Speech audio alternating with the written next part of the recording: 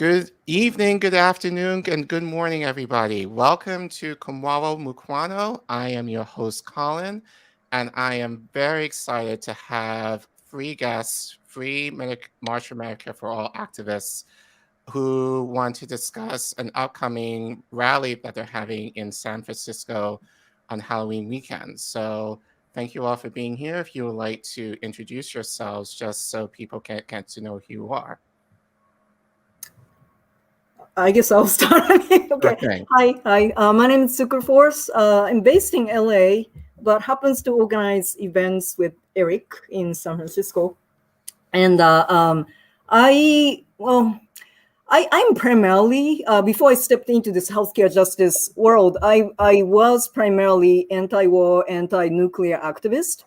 So I've been active for maybe last 6 years or so. Doing events in LA, and I guess I won't go further than that, because I'll speak some more later. But anyway. Okay, Eric. Hi everyone. My name is Eric Curry. My family has been in San Francisco. On my dad's side, I'm the sixth generation. On my mom's side, she is the first generation from El Salvador. Activism runs in my blood, just like San Francisco does. And the next level of my activism is I'm currently running for United States Congress, House of Representatives here in California's 12th District. Awesome. And Joy. Hi, I'm Joy Bunton, born and raised Chicago, Chi-Town. I have been active since, I wish I knew the exact year, but it was under TYT, under Wolfpack. It was Wolfpack, Illinois, and so I helped organize to pass SJR 42, which was supposed to be the Article 5 to try and get the 20th Amendment and get money out of politics. So I think it was 2014, something like that, is how long I've been active. Awesome. So like I said, thank you guys for being on my baby channel. So let's get into it. So first of all, I must say, I was involved in the Marches for Medicare for All. Obviously, I know Ricky and then Sharif, and I was connected with the DC March here. So I just want to say to you guys, thank you for the work that you are doing to advocate for universal healthcare in this country. But I am curious because I only heard about this protest maybe within the last month, and I think the theme is awesome. So can you speak a little bit more about what led you to do this protest in light of the marches that happened over the summer? Anyone can be free to share. You want to go, Eric? Sure. So I came on board with the 56 marches that happened across the country on July 24th. I think I came on board when there were about 5 or 6 marches planned. And I just assumed there was already a march happening in San Francisco. And so I thought, hey, I'm in. And they said there in fact wasn't, which is when Tsukuru kind of spearheaded efforts to plan the march here in San Francisco. A huge component of our organizing, something that we decided very early on, was that as much work as went into planning the marches across the country, it could not be the end of our activism. It had to be very much just the beginning. And we knew that in order for this to be an effective movement that actually goes somewhere, we would have to continue the pressure. Tsukuru and I decided that October would be best to plan our next event before the craziness of the holidays, and then that would very easily slip into next year, and that's just letting way too large of a gap go by. Which is and then that was kind of from there we came upon this weekend to hold our event in front of the home of Speaker of the House, Nancy Pelosi. Yeah, and if I can add to that a little bit more, so we just felt very strongly that 68,000 people are estimated annually who die in this country for lack of health care, and also we are reaching something like 714,000 COVID deaths, and 40% of which is estimated, because of lack of healthcare. So that'll be like 285,000. So we felt a strong need to honor these deaths and also like demand answer and actions from, Speaker of the House, because she has the power to do that. So, to do that. So we are demanding that, Speaker Nancy Pelosi to take, a proactive role in supporting, first of all, co-sponsor HR 1976, which is Medicare for All Act, and also like encourage her Democratic, her fellow Democrats and also her Republican friends to support the bill and make it into a law. And also we are demanding her to not take healthcare money anymore, because we see that as a huge problem. It's not only about her, but like virtually all politicians, get tons of money, the tons of campaign dollars from healthcare industry, and we are not standing for that. So we are demanding that they do not take any money from healthcare industry anymore. So. And Joy, how did you get connected with this movement and this protest? Well, it was through my friend Renee. I knew her from a different organization, and she bumped into Sharif. And when they were talking about expanding from not just DC, but to different cities, and they talked about Chicago, then my name came up.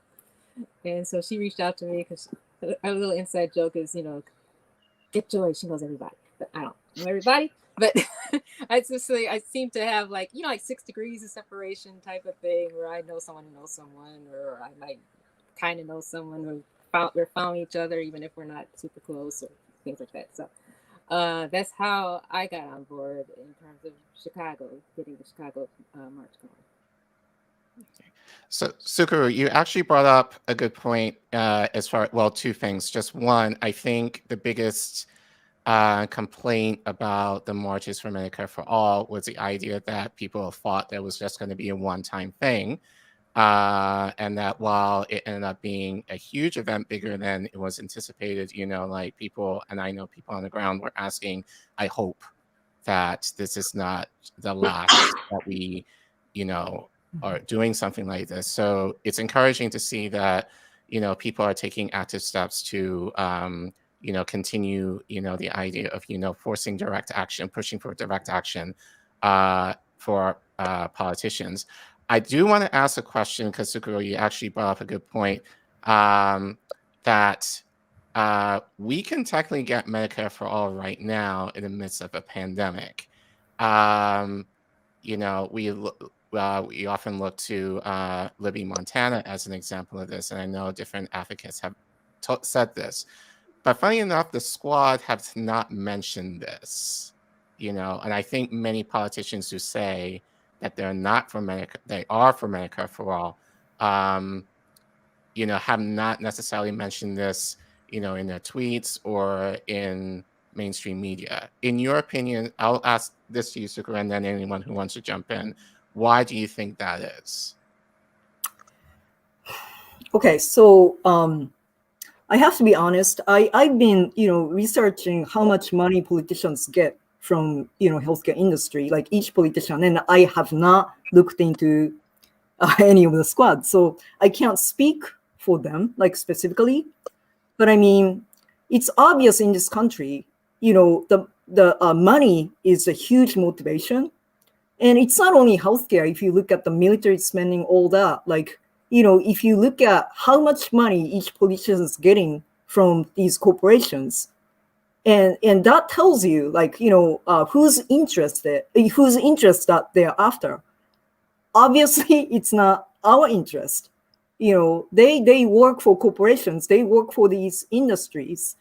And I think that's why, like, in this country, politicians are not motivated by the need of the people. So if anyone want to jump in. I think, to me, what you just mentioned, the fact that we are in the middle of a pandemic that has taken more than 700,000 American lives, it's just the most blatant irresponsible positioning of government that we have not given the American people Medicare for all. For me, that it could not be more obvious. That's the first thing that Joe Biden should have done when he came into office. He did not. And all you have to do is follow the money. You know, these people, Pfizer donated more money to Trump, to Biden's campaign than he did to Trump's. But the thing is, let's not get this twisted. Both sides are taking corporate money.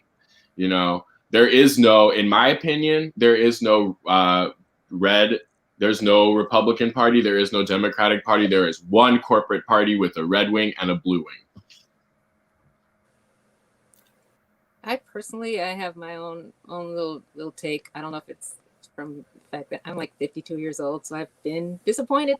So in terms of a lot of people being so invested in the squad and disappointment, that wasn't me personally. I've been mad since Bush versus Gore. Okay, so it's not new. I'm becoming more cynical, and I personally I've chosen to invest more of my anger towards the obvious no votes than the people who say yes or don't fight the way as much as I want. I'm not happy about it either, but my own personal priority is still for the no votes. Now my own representative, she's not with the squad, and she supports Medicare for all, but there's still areas where I'd like to push her further left. So I get more mad at her than I do the squad because she's not as far left as they are, even though she's not as far left as I am, or they're not as far left as I am. But that's where I personally am. I haven't seen the frustration with the squad or other people that I think of that are further left as being as much of a motivating factor in terms of voting. Here in Chicago went to Hillary and Biden in 2016 and 2020. 2016, Bernie got within 2 percentage points, but in terms of Chicago and Cook County, safe blue, vote blue no matter who. And 2020, I got a lot of flack I voted green both times. I got a lot of flack, especially in 2020, because people still not understanding, even educated people, that my vote's not going to be a reason why if Trump wins, it has nothing to do with that because the electoral vote. But so people were so emotionally invested with getting Trump out. And a lot of us don't see them as being exactly the same. It's like there are definitely similarities, but in terms of Illinois, there is definitely a difference, even in terms of areas that I vehemently object to. There still is a difference between the Democrats and the Republicans. We actually had a terrible Republican governor, and I was so glad to get rid of it. And the one we have now, he wasn't my first choice, but he's passing things that we wouldn't have passed under another Republican governor. So I can't say it's perfectly equal in everything. We wouldn't have passed the Black agenda, Illinois Black agenda, under the Republican governor. We wouldn't have passed the legalized marijuana under Republican governor. We wouldn't have passed $15 minimum wage under Republican governor. So that if we still see a difference, even though people talk about a duopoly in corporate, yes, definitely a duopoly. So the things I just mentioned, more social, and except for the $15 minimum wage, not so much. So because there is still a difference, it's going to be a while before people are going to just let a Republican let a Republican win. We haven't gone for Reagan. We haven't gone Republican since Reagan, the state. But Chicago, Democratic.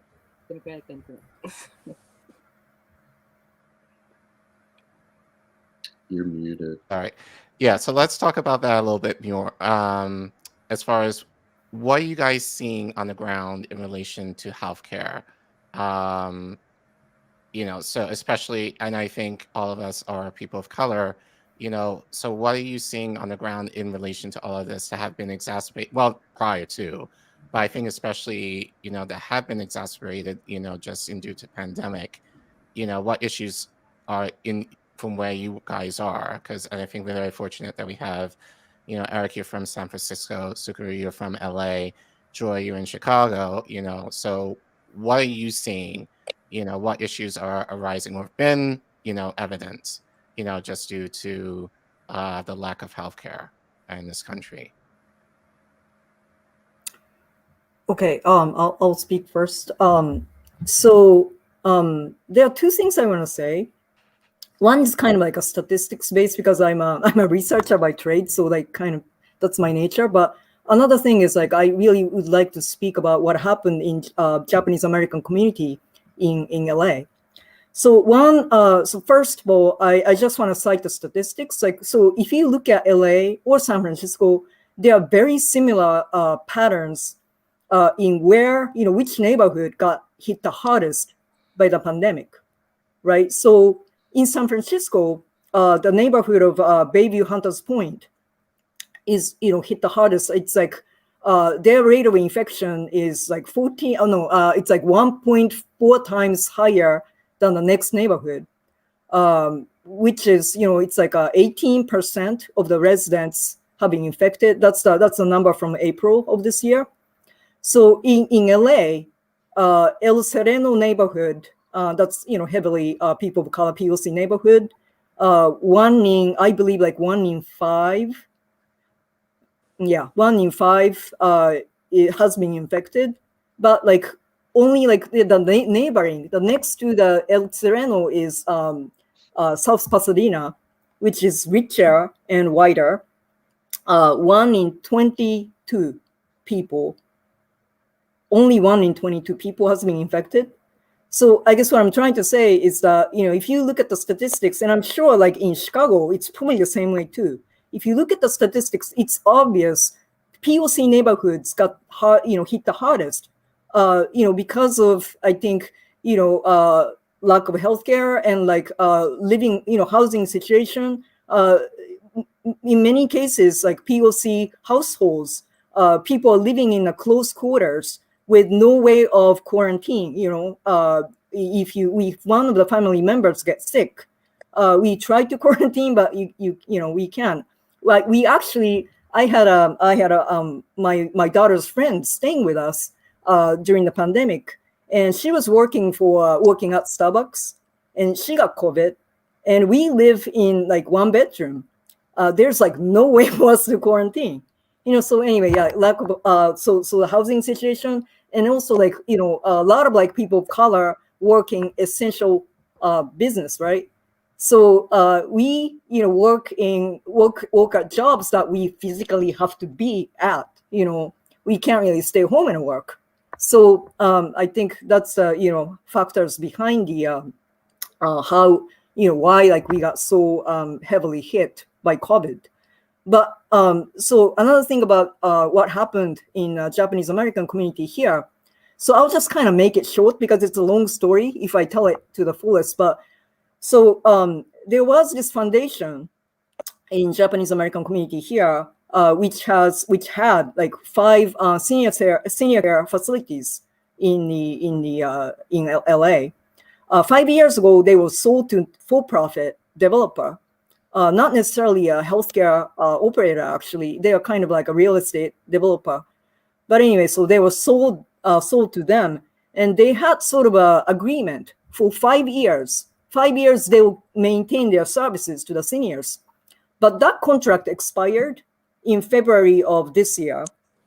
So in effect, first of all, they started to push, evict seniors in the middle of the pandemic, and Japanese, American community here did everything they could. They appealed to politicians. They introduced, they convinced one of the assembly members to introduce bill to prevent senior care facilities to evict seniors in the middle of the pandemic. And also another, in one of the facilities that they own, COVID death amounted to more than 100, which is probably one of the highest in the country, if not the highest, because, for profit, they started to bring in COVID patients from outside, because that's the way for them to make more money. So as a result, more than 100 seniors in this facility died of COVID. So that kind of thing is happening, because of for-profit healthcare system of this country. So I guess I'll go next. Tsukuru touched on this about what's the situation here in San Francisco. So I think the hardest hit was Bayview Hunters Point, but followed closely, if not tied, was the Mission District, which is historically our Latino district. And like Tsukuru mentioned, this is our workforce here in San Francisco. Mind you, San Francisco is a bit of a bubble, a blue bubble, and we were the first city to shut down. As if anybody remembers, we shut down way earlier before everyone else. We've had pretty decent rates. With that being said, what I have noticed is in communities of color, there's not a single person I know, and then this is just people that I know, who does not know at least one person who has died of COVID. It's not that the community, like in my experience, I have seen that just comparing my dad's community to my mom's. My father's Caucasian, my mother is Latina. Both have seen impacts from COVID, but it's crazy seeing how the response on one side has been these people are able to get care, almost nobody's dying from this, and then on the other side, my mom is going to funerals. My mom is losing people that she met when she first came to this country 40 years ago. My mom is, for a short time when the pandemic first started, I moved back in with my parents, and my mom is convinced that I had COVID because I came home really sick one day and everybody in my family got sick except for my dad and my sister. So only 2 out of the 6 of us ended up getting sick. And that's kind of what I've noticed, is that if there were people that were, if that makes sense, if there were people that were getting sick, they either weren't getting the care that they needed, it was impossible to quarantine, or something else. And this is something that has been supplemented by the research that I've done. We don't even know the full extent, because oftentimes people don't even know if they got COVID or not, because again, the instinct of somebody who does not have access to healthcare is not to go to the doctor immediately. You wait until every other resource has been absolutely exhausted, and then when you're on the brink of death, you go to the doctor. You know, that's what I've noticed. Yeah, Eric, you bring up a good point, and I think and actually, it just reminded me when I traveled to Bermuda for a birthday party, over the summer, and in order to go, you have to take a PCR test in order to travel. Well, generally, depending on the country, you have to do that in order to travel out. With my insurance, and I needed it somewhat quickly because I was leaving within a few days prior. Fortunately, if I remember correctly, I think it was like $75 with my insurance. But if you didn't have insurance, it would cost $200. So, the idea, even and I feel like in a lot of ways, in my opinion, I think a lot of the mandates now to take the vaccine is due to the fact that corporations do not want to necessarily pay, for people to get weekly PCR tests once a week, So, but I think just speaking to that is that, people, may not go to the doctor unless they really have to, and by then they may be too far gone, that. By that point, they will end up maybe in the ER and you're going to get sacked with a huge bill coming out of it. So it's very unfortunate that how even in this crisis that they are looking, to get to profit off of this, especially among people of color and low income communities who, as you said, many are essential workers who probably need, I would argue, the most care. But due to financial situations that they may not be able to get it until the very last moment, and then figure out how they're going to pay for their care once they get it. Joy, is there anything that you want to add, just as far as what you see in Chicago, as far as, prior to the pandemic or even during that have been influenced by, the lack of healthcare? Oh, thank you. There's a lot going on right now in the Chi. I'm also a member of the People's Response Network to COVID-19. We meet every Wednesday for about 2 hours. Well, it was 5 to 7. Now it's going to be 6 to 8. We recently had a special event last week in which we are very concerned about the reopening of the Chicago public schools because we feel it's been irresponsible and not giving enough people who want remote learning. And there are parents that are concerned that don't want the child to be put in, this dangerous environment. They don't have enough. They don't have the HEPA filters. They have these filters that they claim are HEPA, but when you look it up, they're not. And with this Delta variant, a lot of people seem to miss the fact that it's as contagious as chickenpox. So that's pretty contagious. And I think I had chickenpox twice. So I don't know about other. I only have children, but it's been a big concern to me just because I have a lot of empathy and it's just making me very mad. They should be. We're very jealous. The people who are concerned, we're jealous of LA because LA, they do the testing and the vaccinations and everything. We're not doing that here, and we're like, okay, we're the third largest city. Why can't we be like LA? Because LA schools is like on top of it. It seems, compared to Chicago. So that's a big problem. 2 mothers died who may have gotten COVID from their children from school. They brought it home to their mamas, and these happen to have been 2 Black mamas that died of COVID. An old family friend of mine, he was old. He was 90 something, and he went into the hospital, but at the time he didn't have COVID. Somehow he caught COVID there, and he got worse, and he ultimately died, and it just broke our hearts. He was like mid-90s, but he was doing well until then. And it was so bad that they lost his body for like 2 weeks. Because, his body's piling up and everything. And somehow they lost the body. It was just terrible. And I felt so bad for my friend because he was my dad's best friend. My dad passed in 2015. So he passed, I think it was last year. Or was it early this year? I think it was last year. And it just broke up our hearts.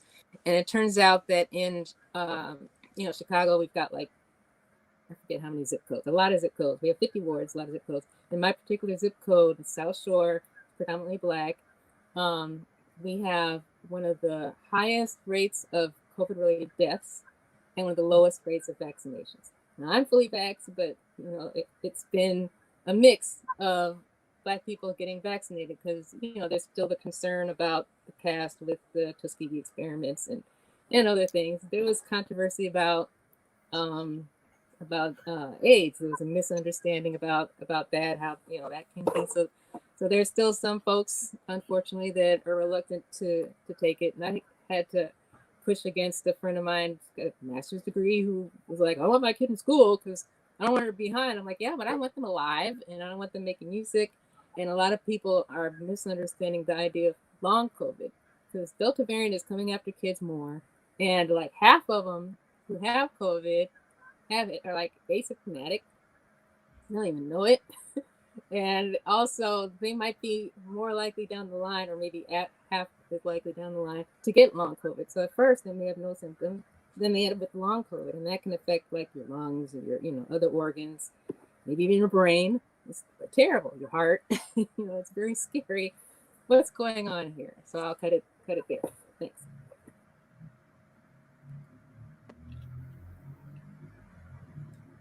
So I keep muting and I keep forgetting that I need to unmute. So in your guys' opinion, so I think obviously we can tell there's a lot of need, I think, especially among low income and people of color, for healthcare. But that I think just generally just in terms of anything political in this country, there's just a lot of apathy as far as, oh, politicians are just in it for themselves. They don't really care about us, to our detriment at the same time, because then we're the ones who suffer the most. What, in your opinion, do you think needs to happen to kind of engage these communities to make that demand for politicians who seemingly know how to tweet out a nice tweet that healthcare is a human right, or during election season that they can say, oh, Medicare for all is important, but then after they're elected, we don't hear from them. I think even just with the marches, like politicians were very silent in regards to them. So what do you think needs to happen on the ground, especially among people of color, and low-income communities that this situation, I think, affects us the most, of how to galvanize those groups to make that demand from politicians and the mainstream media who, again, only talk about it in terms of when, maybe as a fluff story, or making the comparison between the US does this versus France or Japan, but not pushing, so they may say, make the comparison, but they don't go into more specifics as to why is it not possible that we have Medicare for all here or universal healthcare system. So what do you think needs to be done, in your opinion, that can galvanize people to make that demand? There you go. Okay, so we are well overdue for a general strike. I think that the only reason why we haven't had a redo of the French Revolution is because half our money goes to the military, or a lot of our money goes to the military. So just as quickly as we get those guillotines out, they'll organize the police to get us all back in line. Number one. Number two, we have to stop this celebrification. I don't know if that's a term, but I'm going to make it a term, of our politicians. I really like what Alicia Garza says in her book, The Purpose of Power. She says that when you vote for a president, and I really think that this goes for any politician that you vote for, you are choosing your opponent. That's who you're choosing. You're deciding who your opponent is going to be. And we all know that you're at an advantage when you get to pick who your opponent is. But this idea that politicians are our friends, they have the ability to affect millions of lives. And we have to think critically of the decisions that they're making. Every decision that they make, we should be looking at it through a critical lens. As far as what needs to happen, it's on the work. It's on the ground. We need to start mobilizing. We need to keep the pressure going. It's well past time for a general strike, in my opinion. And Eric, so especially since you're running for public office, in your opinion, what should that look like? Because in terms of, there have been talks about general strikes maybe for a day, or like very sporadic, talks, which, to be fair, I think I'm all for, because anything to kind of move people, I think is needed. But the thing is, with corporations, we can't go for a day, and you can't even go for a week. You have to be going at this for like at least several weeks, if not months, to make a statement that, rich corporations will, can understand, people are galvanized, and, and so we need to meet their demands, because otherwise we lose, profit. So in speaking of that, and I know that's kind of a big question, but what do you think needs to happen to kind of, to ensure that if we are going to do something like a general strike, that it should be talked about in terms of like a long-term thing versus, something that we just do it for one day and we kind of, wash our hands of it and then we're done. Kind of similar to the march, this movement, like we can't just stop after, the event in July, even though, in my opinion, was successful. So what do you think it will take for us to get to that point of kind of organizing in a sense of preparing, for a long-term battle, versus like for one day thing? Well, one thing is that there have been many, many strikes and sustained protests going on as we speak that the media is not touching with a 10-foot pole. What's going on with the Kellogg workers, what's going on with a lot of the longshore workers, what's going on in Hollywood.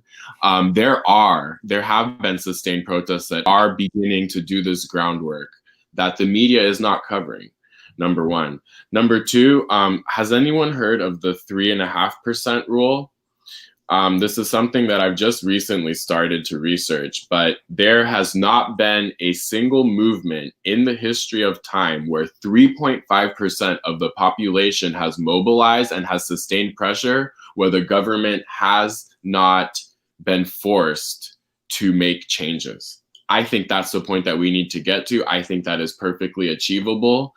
And this is why it's so important for communities of color, for LGBTQ community, for the disabled community, for all marginalized communities to come together and join forces. And I think that this really goes beyond even political preference, because I think, you know, Republican, Democrat, at the end of the day, we have so much more in common, and we want the same goals, you know, more than what divides us. And the minute we realize that, we will be unstoppable. The minute we join forces and realize, like, hey guys, what do we got to lose? Well, they're taking away our right to vote. Reproductive rights are on the line. What more do we have to lose? Are we going to let them take away, you know, every single one of our rights to the point we can't even walk out the front door anymore? That's what it's going to take. And I do see things headed in the right direction. I think that as people realize, and as people start to realize that this has already been actually happening, and that we are of a more common thought than we think so, that's when the change will start to happen.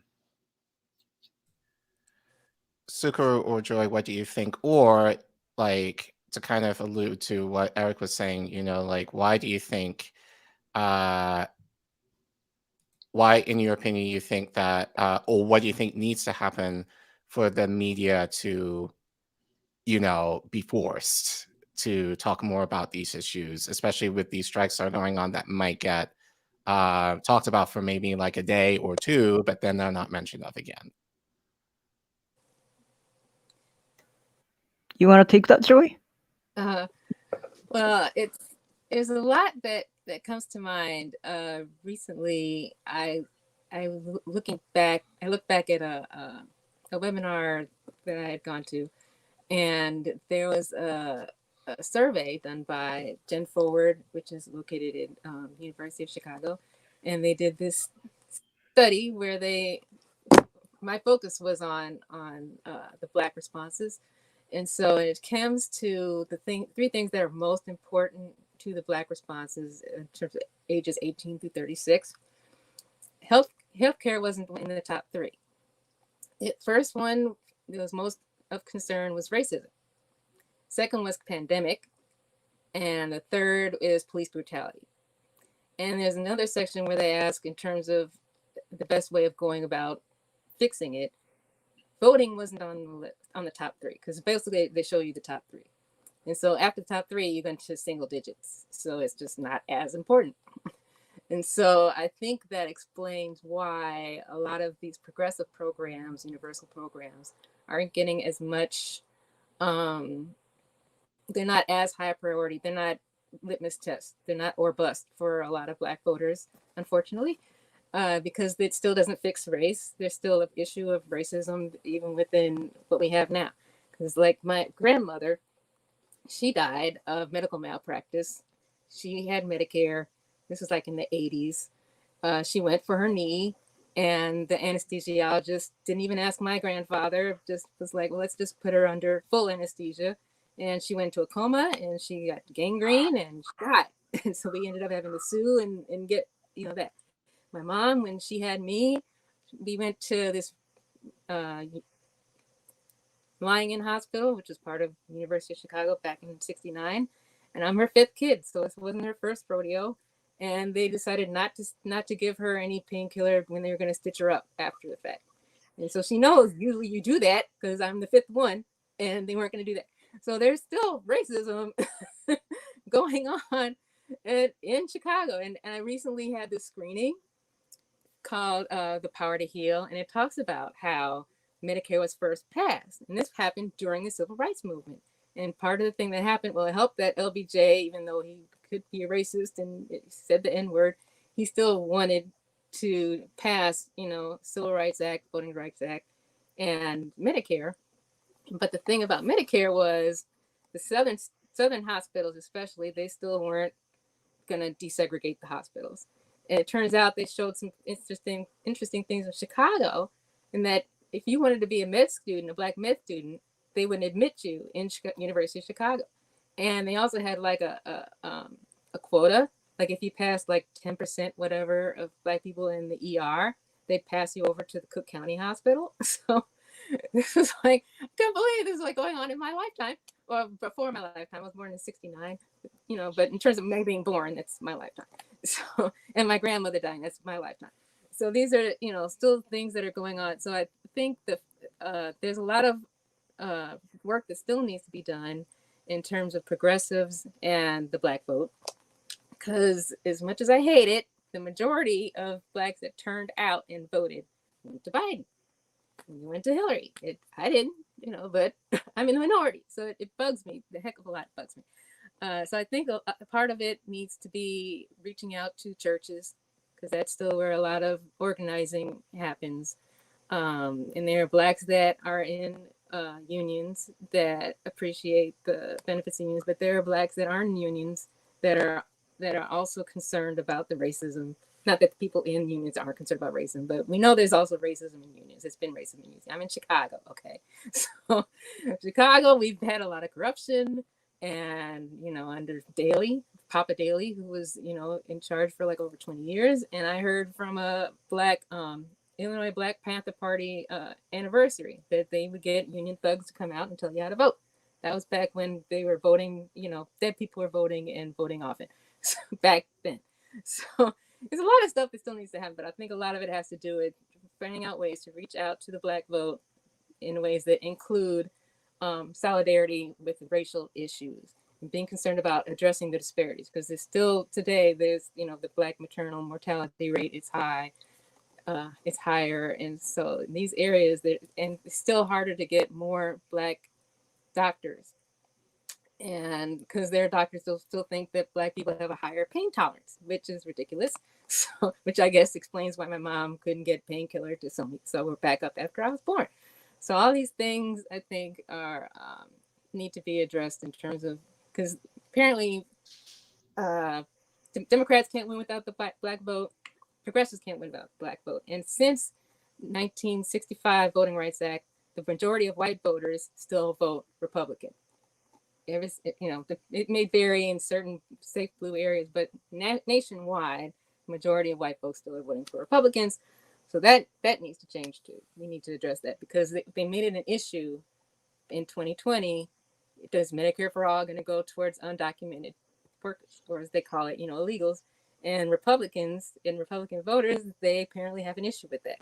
And back in the day, they had an issue with Black people getting, you know, having access to care. So there's some issues on the racial front that I think we need to look at. Now, that's it.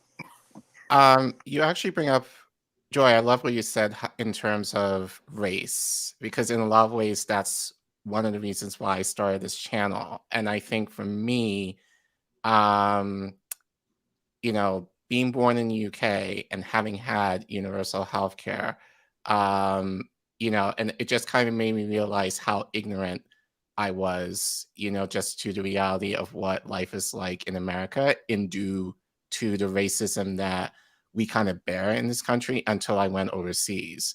And when I was living in Uganda and living among people who basically share my skin tone, you know, it forced me to kind of look at things in a different way in terms of, you know, I think one, speaking to the privilege that I think really as people of color living in the Western world, that we really do have, you know, definitely in like comparison to the global South, but how like racism kind of blinds us to that. So I think it's very interesting that you mentioned race is almost like the shield that, you know, or the anything in regards to other is the shield that, you know, the powers that be use to kind of have us look at ourselves and being like, oh, I don't have this, or this person is better, or I am worse, you know, and it distracts us from the main issues that unites us all.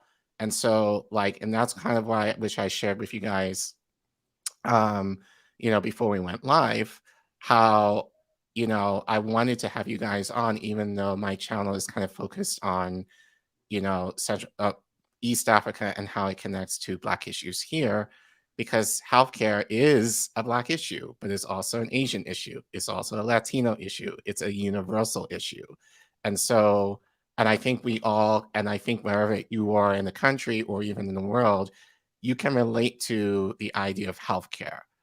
So so I love what you kind of mentioned. How racism is such a powerful tool. That that the powers are being used to have us kind of not think about it in terms of like we're always focused on things getting better as racially versus issues that I think almost supersede that. Um, Tsukuru, do you find things like in similar way, obviously being Japanese and growing up in Japan, have you thought of it in this way? Yeah, actually, yeah, okay. So, really, like what Joy said, like really inspired lots of thoughts in me. So, I don't know if I can just answer to your question, but I'll just kind of combine the two, what I wanted to say and like what you just asked me. So, I think, I mean, racism, I mean, definitely like really, it's like what Eric was saying, like before we started the show, like when we were chatting. I mean, they meaning, white supremacists, like really use that to separate us, right? Divide us amongst the people of color. Because like everyone heard of like, model minority myth, right? Like Asians. I mean, we are talked, we are always like, they're always saying that like, yeah, we make, a lot more money and stuff like that. But I mean, again, if you look at the statistics though, like, I mean, you can't really lump up like Asians into one because there are so many different Asian communities. So like Korean Americans, 55% of Korean Americans are uninsured, and 37% of Vietnamese. So, it's not like, Asians are better off, but I think they totally create this image that we are better off than like, other minorities. And also like I think speaking as an Asian American activist, we really need to work hard to build bridges with for instance African American community, because I think there's been like really difficulties between our communities, frankly. And I think we need to change that, and I think that starts with like individuals like us, like standing up for each other and like have a united front, really. So one of the things that I actually wanted to add to what Eric was saying, I think the movement that we say that we call going forward has to be like multi-issue movement. It can't be only healthcare. It can't be only anti-militarism. It can't only be like racism. We because they're all connected. So we really have to work together and stand up for each other and fight together. So actually, this October 30th event, what we are focusing on actually is, yeah, of course, there are healthcare justice activists there, huge presence, but also we are inviting anti-militarism, anti-war activists, climate justice activists, racial justice activists, because we want all of them to come together and, fight, frankly, fight this for-profit system of economy and politics. We really need to do that, I think. Yeah. So. Yeah, it reminds me of friend of the show and close friend DJ Joe Nice, as he always says, the struggle is international. So I think in terms of, like thinking about these, like universal issues of things that tie us, as being human, the idea of, like being educated, the idea of having a home, the idea of being healthy, the idea of having a job. These are the things that connect, and I think, as I said, like, we're so distracted. And Tsukuru, glad you mentioned that even within the Asian community, like there are different pockets of different needs, like you're gonna look at things a little differently as a Japanese person versus, Korean or even Taiwanese or whatever. Same thing for me, as a Black man, I am African American as far as, you know, naturalization, I don't always identify as such.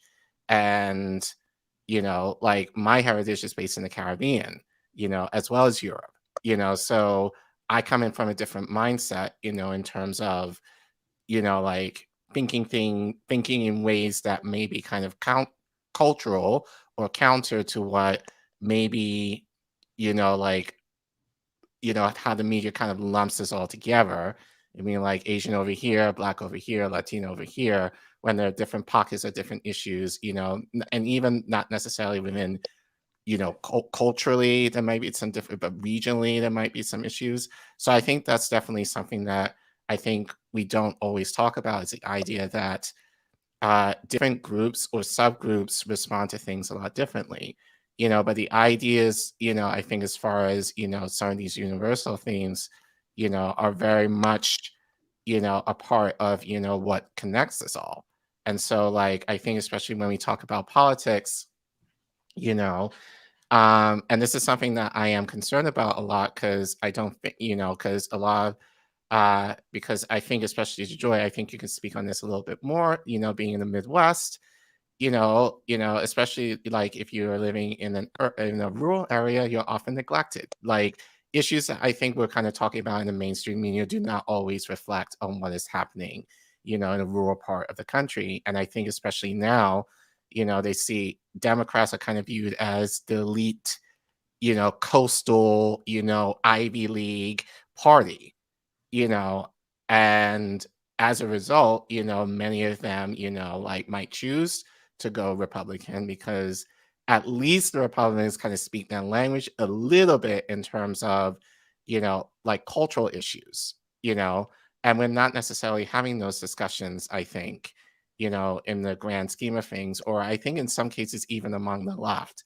you know, in terms of, you know, like there are issues that, you know, that are not being discussed in the middle of the country that, or at least in a way that they feel represented. So, you know, so Joy and Tsukuru, you know, I'm very, thank you, you know, just kind of mentioning, you know, how race, and even in terms of that, culturally, we kind of think differently, and we need to, you know, those conversations need to be elevated a lot more. So I'm definitely glad that you guys mentioned that. So that being said, though, you know, like in terms of your future activism, and as far as this conversation, you know, and to have future conversations, and as I said, you know, I'm a baby channel, so I think we just had maybe, you know, I think at most 10 people kind of watch us tonight, which I'm very happy for those 10 people, you know, but, you know, thank you.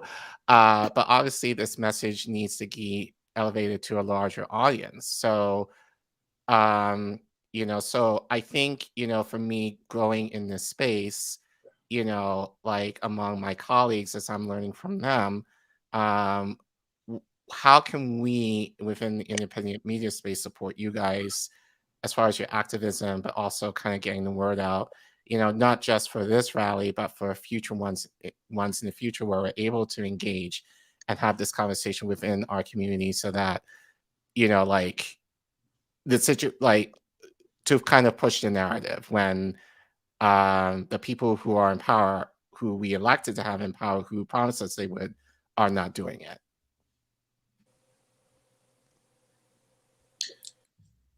I think a lot of it begins quite simply by just telling the truth. I think that we have been so lied to, we have been so propagandized, and there's so much misinformation out there that sometimes you don't even know who to believe. I just to piggyback off of what Joy and Tsukuru were saying, so within the Latino community, the experience of my mother, yeah, she moved here during the Civil War in El Salvador, but she moved here because she had money, you know, and she had the privilege of being able to move to America, and she was able to become a citizen. I did not meet anybody undocumented until I got to college. So Latinos are also not a monolith, and we have to recognize all the different needs and all the different variations that exist within a quote unquote racial group. To answer your question, what we're doing right now, I think is just the beginning. I think that, there is just a huge push. There is going to be an even bigger push for independent media and the role that it takes, especially when you find out things like, okay, AT&T, right? Don't they also fund CNN, but they're also funding ONAN? Like, again, it really is on us, the people that are doing the work on the ground, to spread the message, to take it to our other communities, and really amplify the message. I think that one really good example of that happening was like when Obama became president. That was the first time that we saw a bigger acceptance of LGBTQ within the Black community, I was reading, because he came out in support of LGBTQ rights, LGBTQ marriage. So if we could take that, if we could follow in that thread and kind of take our solidarity back to our communities and fight for the need and really represent each other, that's just the beginning of something really beautiful that can happen. I appreciate that. I'd like to say that one concern that excuse me, that has been gnawing at me is that a lot of podcasters seem to be class reductionists, making class reductionist arguments, and it's turning off a lot of Black people. And so, just like I was saying, that the survey showed that in terms of these 18 to 36-year-old Black voters, racism is number one, a concern. And so if you pretend it doesn't exist, or just make it seem like, oh, this universal thing, it'll take care of you, you'll be covered, don't worry about it. It's like, that's not resonating, apparently, because it's like, because I'm in Chicago, it's still one of the most segregated cities in the country. And even though we supposedly desegregated schools, they're still segregated. So it's still an issue, especially, Chicago public schools is still, there aren't as many white students in the Chicago. They're there, but they're not as many. A lot of them that can afford it going off to, private schools. And so, I'm in a predominantly Black district. And so it's like, it's hard to get enough people riled up about a universal program when there's still disparities within the universal programs that exist.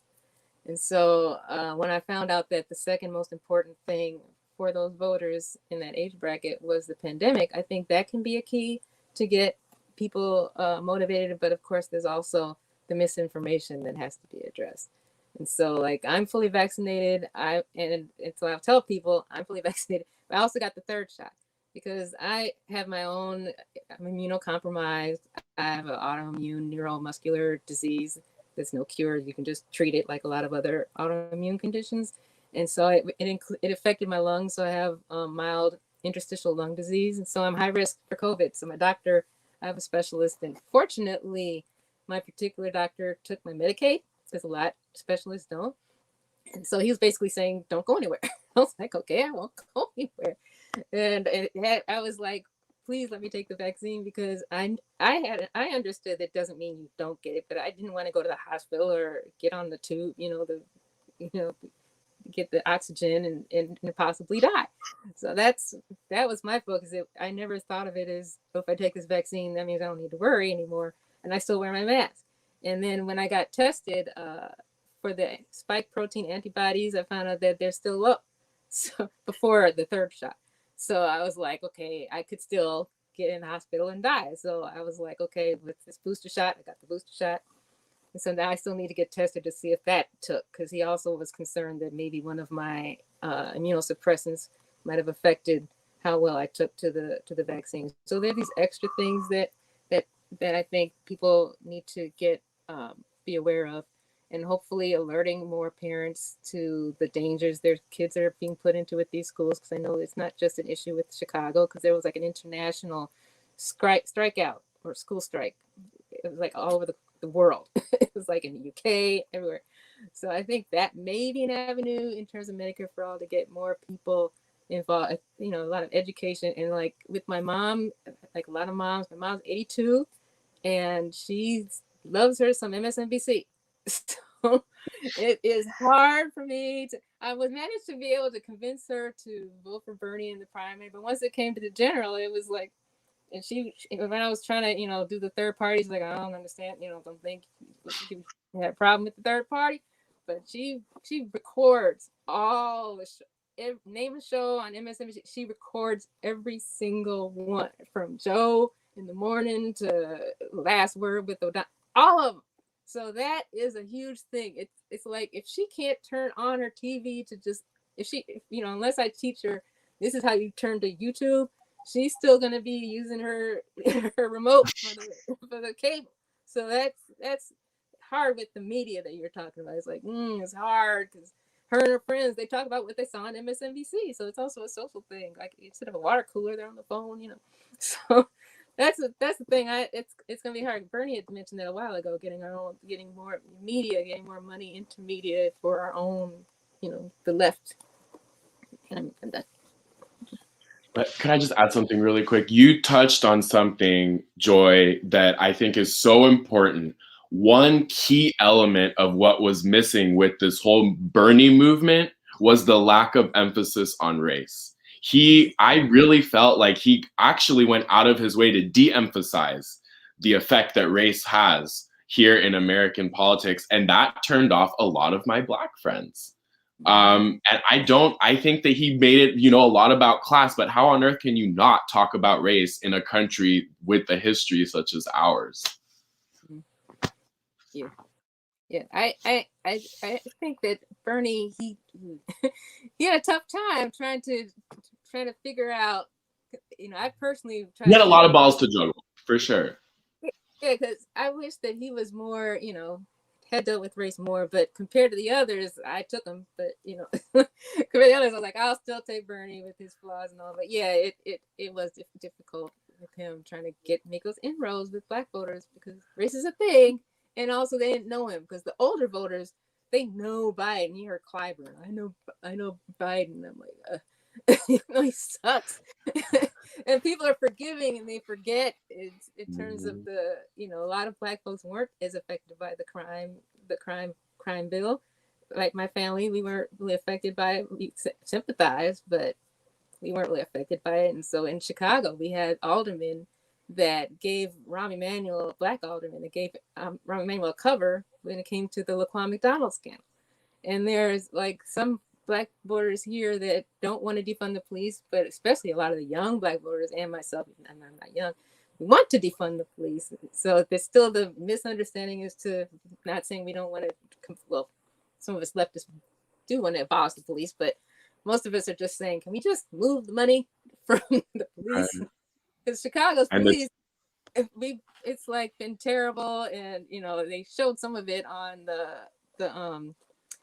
on that Netflix channel where they talked about the trial of the Chicago 7, and it's been an issue. It was an issue with they killed Fred Hampton, so they colluded with the FBI. And then we also had that expose by the Guardian where under Lieutenant John Burge, they were taking Black men out to Black sites and tortured them. So we actually passed a thing where we gave these torture survivors reparations, but it's still police still issue. But yeah, there's a mix. Some Blacks still want the police and they feel safe, and others are like, nah, they need we can invest more in social services and all this other stuff. So it's still going on.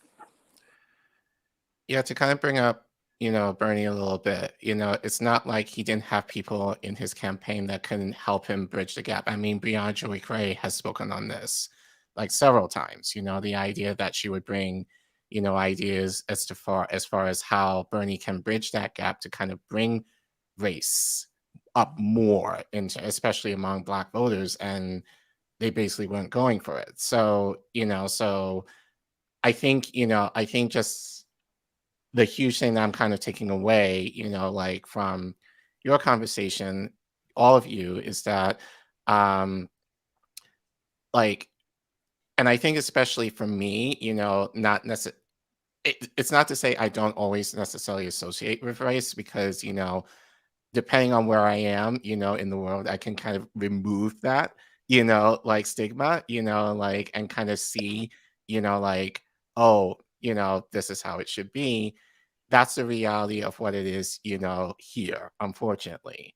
And so to not talk about that, but talk about that to kind of bridge that gap of, you know, like, we need to talk about this original sin before we actually get to like the healing that comes with universal programs like Medicare for all or universal housing or any of these policies. So people can, I think, visualize that a little better, but you can't do that when the cloud of racism is still very much, you know, still very much a thing, you know, that I think especially people of color, you know, and even some issues regarding class, you know, is also an issue if you're not necessarily, you know, a person of color. I mean, depending on if you could deal with both. So I don't want to keep you guys because I know, Eric, you do have a meeting after this, but thank you guys so much. You know, again, you know, this is my first interview on this channel, so I'm honored that you were willing to kind of come on, you know, and kind of supporting, you know, my growth.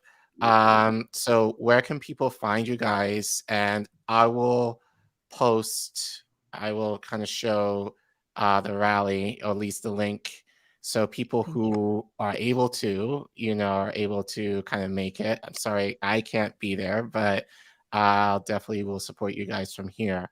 But where can people find you if they want to know more or connect with you? I think the best website is M4M4A.org, right? Because that's the main Right. website of the coalition. So, and actually, I want to say one more thing. So you know, we are encouraging. There's still like 19 days till the 30th. So yeah, I know you can, you know, no, not everyone can come to San Francisco, but if any of you who is listening or who is gonna listen to this recording, if any of you wants to do something in your own city, targeting your own, you know, politician in your own district, please do so, and we will help you do that. You know, you don't have to have any experience organizing events whatsoever. We will help you do that. So please join us and do something in your cities. Our Twitter Absolutely. too. Go ahead. Go ahead. There's the M4M4A Twitter account. You can follow us there. And on Facebook, we have a Facebook page for March for Medicare for All, as well as a Facebook group. And the LA group they have their own Facebook group as well. There's M4M4A Los Angeles. I handle the Chicago one, the March for Medicare for All, March for Medicare for All Chicago group, Facebook group. And I have Chicago Twitter, which is capital M for letter 4, small m for all, capital C. So I think there's one for LA too. I forgot if it's in for all. Yeah, LA is actually, sorry, unfortunately, LA one is not affiliated with us. Oh, right. Sorry. Yep. But the Facebook group, and there's the, you know, for national in the cities and Twitter. If by chance you are able to make it to San Francisco, shoot me a message. Eric Curry SF, ERICCURRYSF, Instagram or Twitter. But just to piggyback what Tsukuru said, no matter where you are in the United States of America, we will help you. We are in this together. And thank you so much, Colin, for having us on, for helping us break the ice for you. Huge honor to be your inaugural show. And thank you so much for having us. Thank you guys so much. And so your Twitter handles are in the description, as well as the Eventbrite link for the rally in San Francisco is in the chat, as well as here on the screen.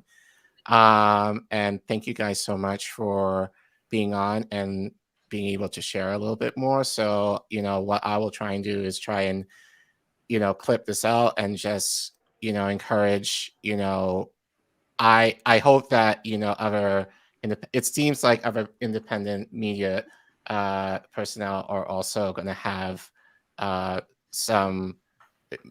many of you guys on just over the next couple of weeks. So I hope, that you can get on as many channels as possible to get the word out about, this rally. But I think just as far as keeping this conversation going, that we should continue to have it. So thank you guys so much. And thank you all in the chat. I know there's a lot of people who are streaming right now, but you guys are choosing me for tonight. So I appreciate it. And until next time, take care all, and we'll see you again soon. Bye, guys. Thank you. Bye, everyone. Bye.